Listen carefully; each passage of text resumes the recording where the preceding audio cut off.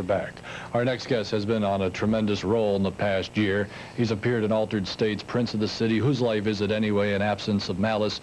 Yet that wasn't enough for him. Every actor dreams of making his own film, so he enlisted the help of a few of his friends, one of which is Richard Dreyfuss and a few others, and they created a 12-minute film that has all the critics raving. He's Bob Balaban. And the film, okay, now let me see. I'm going to do it by memory, if I can. Yes, it's about the special effect, SPFX. Excellent. 1140. But it wouldn't matter. You could say 39. It would be okay. It spoofs all the special effects films.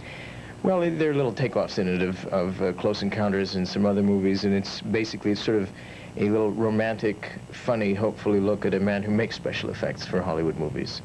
Sort of a day in his life. It played at Filmex, which is the big film exposition here in Los Angeles, and also it's in San Francisco. Are you involved with that one also? Not the one in San Francisco, but it may go there. It was also at the Museum of Modern Art, has a new director series in New York where it just played.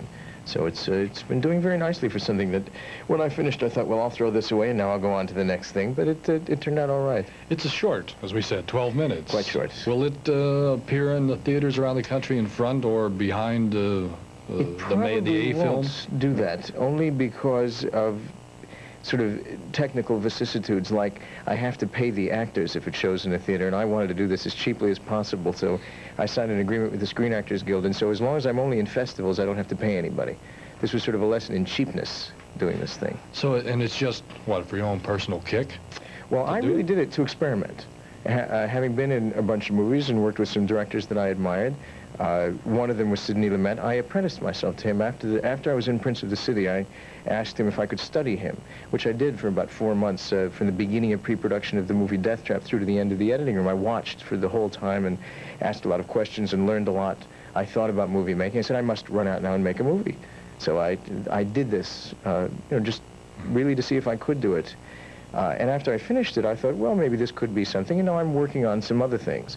And it will be in festivals. It'll probably be on cable television, I think, is where it will find its nicest home. Well, that's true, because I think HBO and a couple of the other services, they run shorts like that, yeah. Yes, it's good. But mostly I want to show it to, studio people and friends and different people like that. I'll have little selected showings. What was the budget? It's very hard to know, because mostly whatever I had in my pocket that day, like that's what we had for lunch, and some days we had donuts for lunch, and it was a very low-budget day, and it was in the neighborhood of $2,000. Oh, $2,000 bucks for a 12-minute film? Yes. But really, I made a half-an-hour movie at the beginning, and then when I finished it, I decided it was very dull. So I thought I'd rather have a 12-minute exciting movie than a 30-minute boring movie. When you invite your friends over the house, they see the long version, right? Well, I destroyed the long version. It was too painful, and I didn't want to see it anymore. Couldn't have that. We have a clip, which I guess is probably 50 seconds. I haven't seen it, but since it's only a 12-minute movie, it's probably a large portion of the movie you're about to see. So it's 2 minutes long, yes. So it's, I don't know what percentage of the film that would be, but it's quite a bit. I think you need to know nothing other than the fact that this is a man who makes special effects for Hollywood movies. Okay, SPX 11, SP, here it is.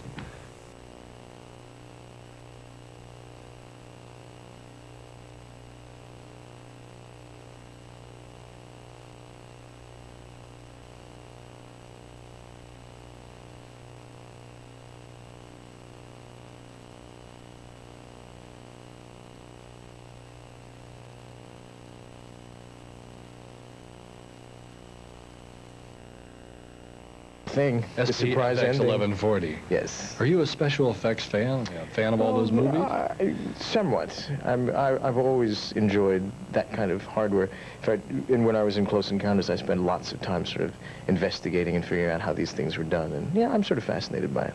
Were you in Alabama when they filmed Close Encounters? I spent much of my life in Alabama, it seems to me. Where was that? It was in Mobile, Alabama. It was 105 degrees for the entire summer. They did it in that big, was that the did it in a huge airplane. No, it was in a hangar. Oh, an airplane. Of some sort. It was the largest indoor structure that they could find.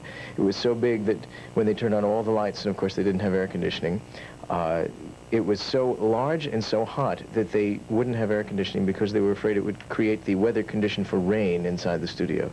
The heat would there and the air conditioning would come in and it would rise and rain on us. God, that's probably a true story, right?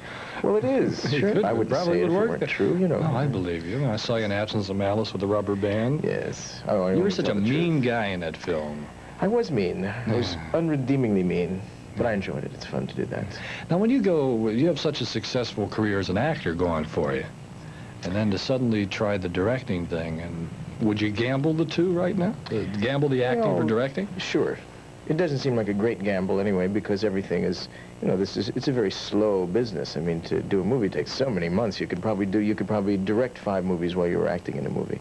During Close Encounters, Francois Truffaut was in pre-production for his next film, and he used the entire 5 months of filming to finish writing it, and he worked at the budget, and he did everything. So it really, I don't think has to conflict particularly. And I know this is something I want to do anyway, so I don't mind occasionally, as I did when I made this movie, and now while I'm sort of working on another project to get going, I really don't mind turning down a couple of things for the sake of this. Because I figure you can always sort of be an actor, but if I really want to change the direction of my life and my career, you do have to make an investment of some kind, and I think it's worth doing that.